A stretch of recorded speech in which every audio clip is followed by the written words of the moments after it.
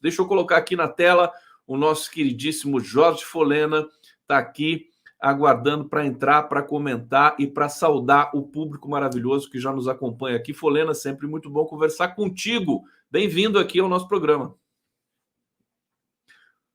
Satisfação estar contigo, satisfação estar com todo mundo aí que acompanha você, que é genial, sempre digo isso, gosto muito. Jorge Folena conosco, deixa eu colocar a legenda aqui do Jorge Folena. Folena, vamos começar atualizando um pouco essas questões em torno das investigações sobre a execução de Marielle e Anderson Gomes. O que me impressionou muito, e eu queria começar com essa questão mais geral contigo, é como as pessoas estão desacreditadas de toda e qualquer investigação, sobretudo no campo da esquerda, né?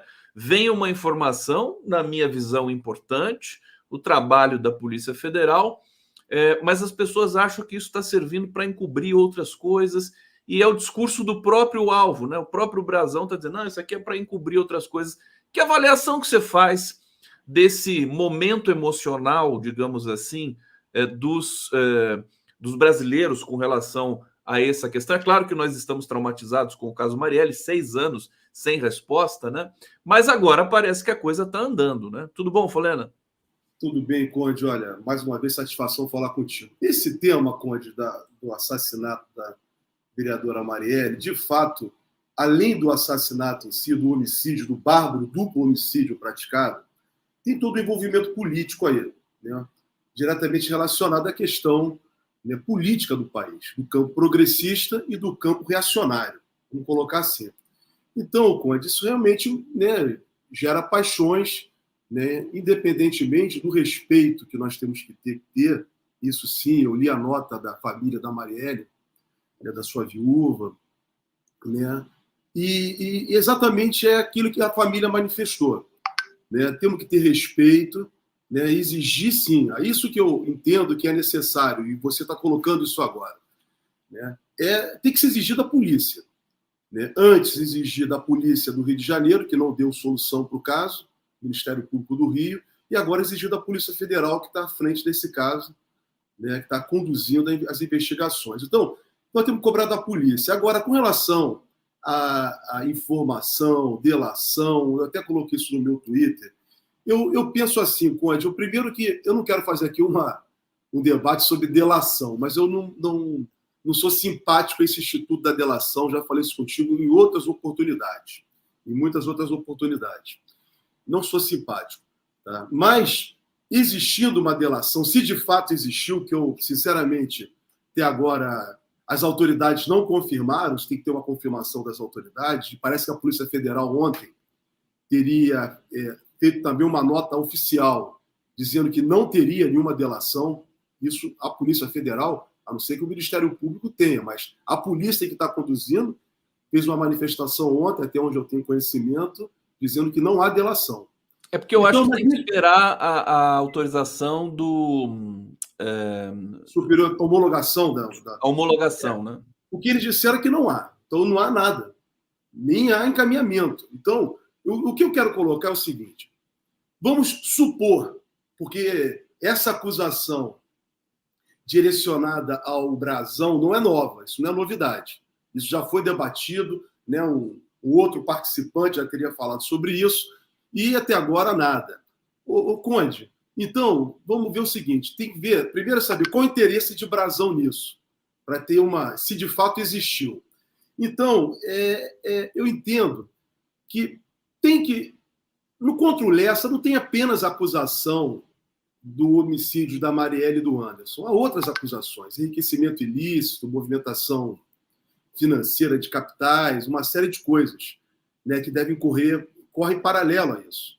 Então, o grande recado que eu deixaria para todos, principalmente do campo progressista, vamos exigir das autoridades a investigação, né, porque, de fato, já há muito tempo para se apresentar uma resposta, né? Já sabe quem é o executor, mas precisamos saber quem são os mandantes, efetivamente, a mandante, nesse caso, porque era um assassino de aluguel.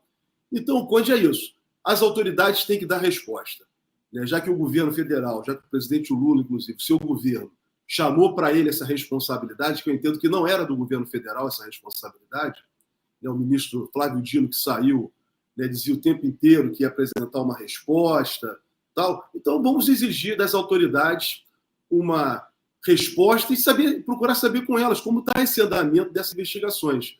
Tá? E muito respeito ao luto da família, né, que de fato se manifestou ontem, porque quanto mais especulação vai se gerando em torno disso, né, quanto mais se fala sem ter algo concreto efetivamente, não ajuda, isso só atrapalha. E é aquilo que você colocou no início, e que eu também coloquei aqui, que é exatamente isso vai acirrando o aspecto político. Fazer de uma situação de um duplo homicídio, né, uma situação política. E isso não é bom. Isso não é bom. Folena, Nós temos que resolver o problema, resolver a questão quem, né, de fato mandou matar a Marielle e o Anderson. Na atual conjuntura política do Brasil, eu acho que é absolutamente impossível você evitar falar desse tema quando qualquer informação apareça nova, inclusive essa que foi inicialmente aí veiculada pelo site da Intercept Brasil, o nome do Brasão, que não era novidade, mas que tem novidades agora aqui, e eu vou trazer agora essa novidade para o nosso público, que é o seguinte: a Polícia Federal está investigando se uma disputa por terra na zona oeste do Rio de Janeiro motivou o assassinato da vereadora em março de 2018. Em delação que ainda depende de validação do Superior Tribunal de Justiça, o ex-sargento da PM, Rony Lessa, afirmou que a vítima virou alvo por defender a ocupação de terrenos por pessoas de baixa renda e que o processo fosse fosse acompanhado por órgãos como o Instituto de Terras e Cartografia do Estado do Rio de Janeiro e o Núcleo de Terra de Habitação da Defensoria Pública do Rio. No entanto, o mandante do assassinato apontado por Lessa, que é o Domingos Brazão, buscava a regularização de um condomínio inteiro na região de Jacarepaguá, sem respeitar o critério da área de interesse social, ou seja, o dono tinha renda superior à prevista em lei. Eu acredito, e tenho falado isso o tempo todo aqui, que nós temos de apoiar o trabalho de investigação da Polícia Federal. Afinal de contas, Folena, a Polícia Federal entrou há pouco mais de um ano nesse caso, né? O caso estava todo blindado pelo governo Bolsonaro, não se podia investigar, né? Estava, inclusive, no governo Temer, que remonta isso também ao governo Temer e a intervenção federal famigerada no Rio de Janeiro. Então, eu acho que é um primeiro momento, né, de uma nova investigação. E aí eu queria também ouvir você um pouquinho sobre essa questão da questão imobiliária aí do Rony Lessa. Como é que você acha dessa tese? Ô, Conde, olha, na minha condição, né, na minha qualidade de advogado, é até muito difícil eu falar de um caso, porque tem que respeitar, tem outros colegas que estão atuando, então eu tenho que ter muito, muito cuidado, e procuro sempre ter esse cuidado aqui contigo e outras oportunidades que eu me manifesto publicamente. Olha, Conde, você tocou uma questão fundiária. Realmente há muitos problemas fundiários, né, na cidade do Rio de Janeiro. Né? Vimos a situação que aconteceu, né, há 2 ou 3 anos na Muzema, isso nós vamos vendo o tempo inteiro. Então, eu fico sempre aqui comigo imaginando, isso mexe com muitos interesses, né? Inclusive em diversas comunidades, né, em diversas favelas do Rio de Janeiro, há construções irregulares também. Prédios, edifícios construídos de 8, 10 andares. Então, quer dizer, isso é um trabalho que tem que ser feito exatamente, fazer a investigação sobre o aspecto, o conteúdo da movimentação financeira de uma série de agentes. Muitas pessoas. Então, nós estamos falando de dinheiro. Então, é esse dinheiro que tem que ser investigado. A milícia faz parte disso, faz parte o tráfico, faz parte uma série de agentes, né, muitos que sequer aparecem, né, que vivem de uma forma muito rica e que se valem exatamente da exploração. É sobre esse aspecto que eu gostaria de frisar. Eu acho que essa matéria que o Globo traz, apesar de ser dirigida para o Brasão, mas ele traz aí um ponto importante para reflexão, que é exatamente, né, as ocupações irregulares na cidade do Rio de Janeiro e em diversas outras cidades. Então, é possível investigar isso? Com tranquilidade, a meu modo de ver. é ver a movimentação financeira. Inclusive, aí, quem sabe, através da movimentação financeira, né, dessas pessoas, se chegar exatamente a um caso, por exemplo, como o caso de Marielle. É uma especulação que eu estou apresentando aqui. Não só essa, mas como muitas outras situações. Então, eu vejo, né, de uma forma colateral, que é necessário mesmo, né, aprofundar a questão da movimentação financeira. Isso sim, isso é necessário. E é um trabalho de inteligência que eu acho que o governo federal tem capacidade para isso, não só com a polícia, com o COAF, né, com o Banco Central, diversos órgãos, e vai chegar, vai encontrar. Se foi uma situação que envolvia interesse patrimonial, não é uma rixa, não é uma coisa política, se for envolvimento patrimonial, tem como rastrear o dinheiro. Siga o dinheiro, né? Como se diz aquela velha expressão para quem quer investigar alguma coisa e chegar a algum resultado. Ontem eu pude ler muita coisa sobre o contrato de delação e tudo mais. Foi muito delicado, né? É muito difícil fazer. Eu me lembro do Flávio Dino explicando, né? Quando a pessoa faz um acordo de delação, quer dizer, muda todo o panorama. A defesa do Rony Lessa já deixou o caso, né? Porque é contra também o Instituto da Delação. O Rony Lessa fez exigências, né? Quer dizer, ele pede algumas coisas em troca disso. A Polícia Federal, né, teve um trabalho para chegar num equalizador comum ali com relação às demandas do Rony Lessa, pediu proteção para a família e tudo mais, porque ele dizia para o advogado anterior, que, se não me engano, é o Castro, Rodrigo Castro, daqui a pouco eu vou confirmar esse nome, que está saindo da defesa do Rony Lessa, né? Que ele tinha medo que a família dele fosse assassinada se ele falasse qualquer coisa sobre o mandante do crime Marielle. A gente vai avançar em outros temas aqui. Daqui a pouco eu vou ler os comentários de vocês aqui no nosso 11 News. E eu quero trazer um tema aqui para o Jorge Folena, que é o 8 de janeiro. Eu vou até colocar na legenda aqui o nosso próximo tema, portanto, que é o que a Polícia Federal está fazendo, né? Diante aí das investigações do 8 de janeiro. Então, nós temos a Polícia Federal buscando provas de financiadores e incitadores, né, conforme prometido. Cumpriu na manhã desta quarta-feira 3 mandados de busca e apreensão para identificar pessoas que planejaram, financiaram, incitaram os atos antidemocráticos de 8 de janeiro. Os alvos são 2 empresários de Barueri, no interior de São Paulo. Esses mandados são um complemento da 23ª fase da Operação Lesa Pátria. Um balanço da Operação Lesa Pátria, meu querido Folena, eu sei que você está atento a toda essa movimentação aí. O Conde tem que chegar exatamente não só nos financiadores, mas principalmente naqueles que idealizaram tudo isso, né? Isso tem um mandante também. E quem sabe, né, nessas investigações, em toda essa movimentação financeira, né, quem sabe possa chegar também, nesse caso da Marielle. Eu estou especulando aqui, né, já que você colocou aí, tá, essa operação agora está no movimento da operação financeira. Mas vamos lá, Conde. Olha, com relação ao 8 de janeiro, também se precisa dar uma resposta à sociedade. Né? Aqueles que estavam lá já foram investigados, já estão sendo processados, muitos já condenados. Né? Agora temos que chegar exatamente nos grandes financiadores, que isso foi, de fato, algo orquestrado, uma grande associação criminosa contra a democracia, né? Contra a Constituição e as instituições do país. Isso não pode ficar assim. Né? E, principalmente, né, teve uma pessoa, Conte, que presidia o país, na época, naquela oportunidade, curiosamente se abandonou o país. Né? Foi para o exterior. Né? Disse ele que não ia passar a faixa presidencial. E contra ele também é uma série de outras acusações. Esse assunto não pode cair no esquecimento. Não pode. Tem a questão das joias, tem a questão da vacina, tem a questão, né, das pessoas que estavam em torno dele, né, dos seus familiares, da sua movimentação, porque essas pessoas é que estão agitando, Conde. Essas pessoas é que estão levando o país para um estado de ódio.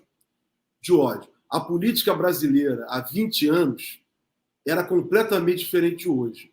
Você discutia com representantes da direita brasileira de uma forma civilizada. Hoje, não. Essas pessoas que estão aí, elas não têm nenhum compromisso, né, nenhum respeito à democracia. Elas são extremamente agressivas, são extremamente violentas, a exemplo do que nós vimos na semana passada, o comportamento de um deputado federal, né, disse ele que ele foi acordado pela polícia com um fuzil, que era mentira. Então, mentem o tempo inteiro. Na hora que tem que responder, eles ficam de uma forma covarde. Aí dizem que não foi bem aquilo. Ah, não é bem assim, eu não sabia. Então, esse cenário que nós estamos vivendo no Brasil nos últimos anos, ele é muito ruim. E tem que, de fato, né, ter um enfrentamento com esses agentes, porque são agentes que trabalham contra a democracia, trabalham contra a paz e contra o desenvolvimento sadio do país. Então, eles estão jogando brasileiros contra brasileiros o tempo inteiro. Não são pessoas, Conde, que não têm a capacidade de falar uma palavra de amor, uma palavra de generosidade. Veja o que aconteceu na Covid. Não tiveram uma palavra de amor para levar sequer para os familiares das milhares de pessoas que morreram. Então, as investigações sobre os atos terroristas, assim eu defino, do 8 de janeiro, Conde, tem que prosseguir. E nisso não estão apenas parlamentares, né, que estão sendo investigados, empresários que estão sendo investigados, mas militares também de alta patente, que participaram e muitos se omitiram. Se omitiram. E omissão também é crime, a depender da circunstância. Então, Conde, isso tem que ir para frente. O país necessita dessa resposta.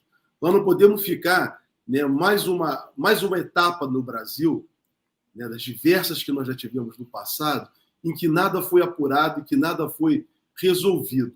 E fica por isso mesmo.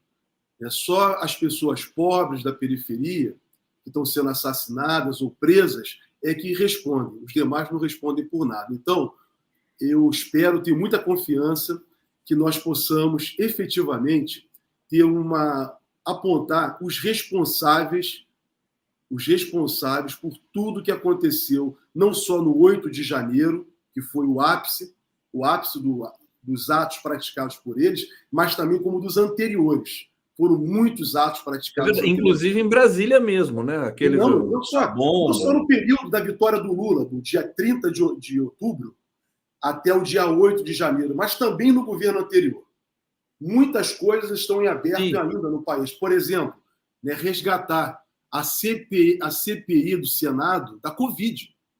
Claro. Diversas acusações de corrupção. E aliás, isso está na mão do Paulo Gonet já. Exatamente. Então, essas coisas estão em aberto, Conde. Nós não podemos deixar essas coisas em aberto. Nós não podemos falar que é uma democracia efetiva no país, né, se isso não for resolvido. Veja, o Lula ficou preso 580 dias sem ter praticado absolutamente nada e é chamado de ladrão.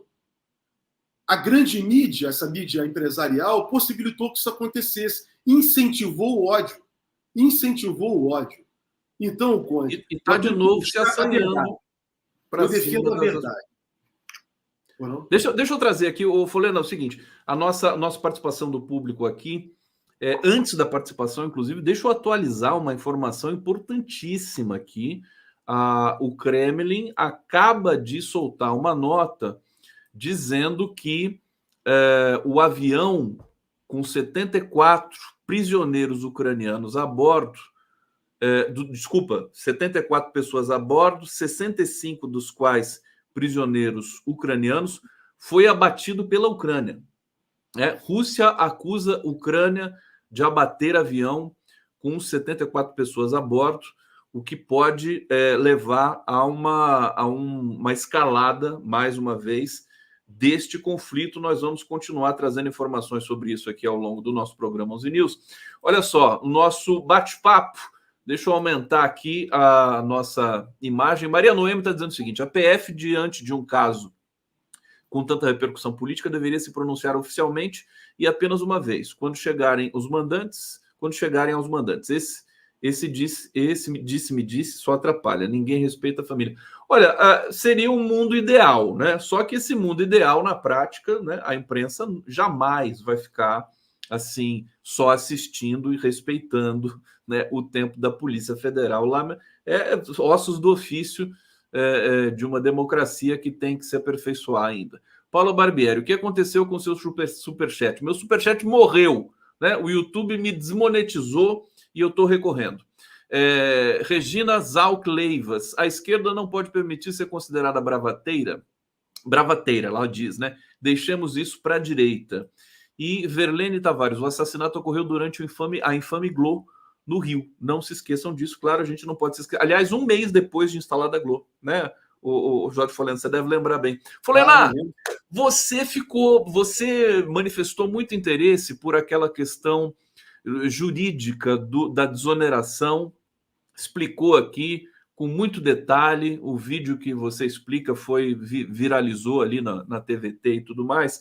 Eu queria que você falasse um pouco dessa condição do governo. O Haddad deu uma entrevista fantástica na TV Cultura no começo dessa semana, explicando que o Temer e Bolsonaro, os governos anteriores, sem citar nomes, evidentemente, faziam desonerações assim, sem se preocupar com o dia de amanhã, né? Inclusive a questão dos pastores, ele disse que a Receita não autorizou essa isenção com receio de ser acusada de prevaricação, porque tinha erros ali nessa isenção aos pastores. Comenta um pouco esse tema para a gente e os desafios agora para 2024. O Conde, o Haddad foi perfeito. Só para lembrar uma coisa, me veio aqui à mente agora, né? Um dos motivos da quebra do Rio de Janeiro, quando o Sérgio Cabral saiu, né, foi exatamente o deferimento por parte do Estado do Rio de Janeiro sobre o Sérgio Cabral de isenções. Aí, quando foi ver, tinha um montão de gente com isenção, inclusive se favorecendo, particularmente, né, em troca de favores e tudo mais, com essas isenções. Ô, Conde, olha, não dá para ficar concedendo isenção sem você apontar a capacidade de arrecadação. Se há uma diminuição, você tem que mostrar, por outro lado, de onde você vai, né, recuperar aquilo. Né? Porque nós já temos tanto rigor exigido, rigor fiscal por parte do governo, para investir naquilo que ele tem que fazer, que é essencial, educação, saúde, ciência e tecnologia, e fazer aquilo que é necessário, fazer a máquina funcionar. É tanto rigor que não pode, só um irresponsável, como nós tivemos anteriormente no Brasil, fez essa isenção para esses pastores. Quer dizer, eu vou isentar, então de onde eu vou recuperar esse dinheiro? Não fizeram. Eu entendo até mais, que eles devem ser responsabilizados, porque eles fizeram com plena consciência do que estavam fazendo. Eles tiraram dinheiro ao dar essa isenção para pastores e uma infinidade de isenções que eles estão dando, favorecendo determinados grupos particulares. Eles estão fazendo com intenção, Conde. E eles têm que ser, ao meu juízo, responsabilizados. Então, aí sim, você veja, a fala do Haddad, eu não quero ser ufanista com o governo, eu também não passo também pano para o governo, nem para o Haddad, mas quero dizer o seguinte, isso é uma fala responsável. Se você vai fazer algum projeto e vai gerar alguma vantagem, vai fazer alguma desoneração, você tem que saber de onde você vai tirar para um segmento, mas você vai ter que repor do outro lado. Então, ele tem razão, sim, na fala dele, e aí veio a irresponsabilidade do Rodrigo Pacheco, a meu juízo. Por quê? Foi feito o marco fiscal, ele sabia do marco fiscal, foi uma exigência em que tinha ali, né, o governo tem contrapartidas, inclusive para contratação, investimento e tudo mais, no orçamento. Foi aprovada a lei orçamentária, os deputados e senadores avançaram no orçamento, e depois vem eles, depois de tudo isso, eles vão e fazem, né, derrubam o veto da desoneração. Então você veja, aonde vai ter dinheiro, Conde? Se eles é que fizeram, aprovaram o marco fiscal, dizendo que o governo tinha que ser responsável, eles aprovam o orçamento, inclusive avançam sobre aquilo que o governo, não é o parlamento que tem que dizer onde vai gastar dinheiro. Quem tem essa delegação para executar é o governo, não é o parlamento. O parlamento faz lei. No caso, esse orçamento aí que eles estão fazendo, desde a época do Bolsonaro, eles estão querendo governar, dizendo aonde é que vai empregar o dinheiro público. Isso é, a meu ver, uma violação da Constituição. Isso não é papel do parlamento. Isso é desvio da finalidade do parlamento. Então, Conde, veja, o Rodrigo Pacheco, a meu modo de ver, eu falei isso semana passada e vou reiterar aqui, ele foi cínico, extremamente cínico, ao dizer, eu vou devolver essa medida provisória. Olha, Conde, tudo bem, ele tem esse poder para devolver, dizendo que estava vendo o governo, estava fazendo um enfrentamento com o parlamento. Mas quem fez o enfrentamento com o governo foi o parlamento, foi o contrário, diante do que estou explicando agora aqui. E volto a repetir com calma para que todos possam compreender. Foi aprovado o marco fiscal, foi aprovada uma lei orçamentária e definiu para o ano. Se você vai tirar dinheiro, Conde, e não diz onde vai repor, quem foi responsável? Foi o parlamento, não foi o governo. O presidente Lula, ao vetar, ele vetou dentro da responsabilidade fiscal. E daí, quando o Haddad resgata essa questão do deferimento excessivo de isenções do Brasil por parte dos governos, vem mostrar a irresponsabilidade. Então, agora, quando se exige do Lula, o governo do Lula não pode fazer nada, porque se o Lula faz, o mundo cai. Né? Vem logo os financistas reclamar, está gastando demais, vai gastar dinheiro no PAC, vai gastar dinheiro fazer um projeto ainda, que nem efetivou ainda, um projeto de industrialização do país, o que é importante. O mundo cai sobre a cabeça do Lula. Quando o Lula é responsável, aí não, está enfrentando o parlamento. Ou seja, Conde, volto a dizer, o parlamento, representado pelo presidente do Congresso, tem essa liberdade de dizer, né, foi cínico. Foi cínico diante do todo que foi construído. Eles sabem, porque o governo assumiu um compromisso que eu não teria assumido, mas assumiu um compromisso de não gastar excessivamente. E aí, se você tira o dinheiro, como que o governo vai cumprir as suas necessidades orçamentárias assumidas? Não vai ter como. Quem está sendo perdulário, vamos dizer assim, nesse momento, e a imprensa costuma acusar o governo Lula disso, né, de querer gastar e tudo mais, mas é o Congresso, né? Tem que atingir o alvo correto nessa história toda, né, Folena? Eu acho que é isso que eu tentei sintetizar aqui, Conde, nesse debate que está acontecendo. Por isso que o Lula fez muito bem, e não foi confronto, ao fazer agora o veto na lei orçamentária. O veto das verbas dos parlamentares. Fez ele muito bem. Por quê? Isso é o jogo da política. Isso é o freios e contrapesos. Então ele está mostrando para o parlamento, olha, a irresponsabilidade deles ao não querer, né, discutir a questão da oneração da folha de pagamento. Porque, Conde, volto a dizer, só para terminar esse tópico, dizer o seguinte, quando você dá isenção da contribuição social, que é o caso ali, né, você está prejudicando os trabalhadores, na verdade, favorecendo os empresários que estão colocando no bolso deles. Se você dá isenção para ter alguma contrapartida... Exatamente, né? Mas não teve contrapartida, Conde. Então, mesmo que seja escalonado, está se tirando dinheiro dos trabalhadores. Aí vem a tal da equidade. A equidade da contribuição, do custeio, não está sendo observada. Essa equidade está prevista na Constituição. Então, sobre esse aspecto, você veja, isso também seria inconstitucional. Se os trabalhadores contribuem com a sua parte, por que 17 segmentos ou até prefeituras e tudo mais não querem contribuir? Isso é o que a gente tem martelado, viu, Folena? Praticamente o tempo todo aqui no programa, com os convidados e tudo mais, a gente se pergunta, né? Porque essa incompreensão de um processo que tem que ser amplamente debatido com a sociedade brasileira. Olha, sigam o Jorge Folena no Twitter. Está aqui o Twitter do Folena, twitter.com/FolenaJorge. É só clicar lá, Jorge Folena, no Twitter. O Jorge Folena tem uma conexão muito forte ali com... Twitta bastante, agora chama X, né? E tudo mais. E a gente acompanha os trabalhos, as reflexões dele por ali também. E a gente vai ficando por aqui. Folena, querido, estamos na quarta-feira. Uma excelente semana para todos nós. Obrigado. E semana que vem estamos juntos de novo. Obrigado pela presença sempre luminosa aqui. Obrigado, Cláudio. Abraço.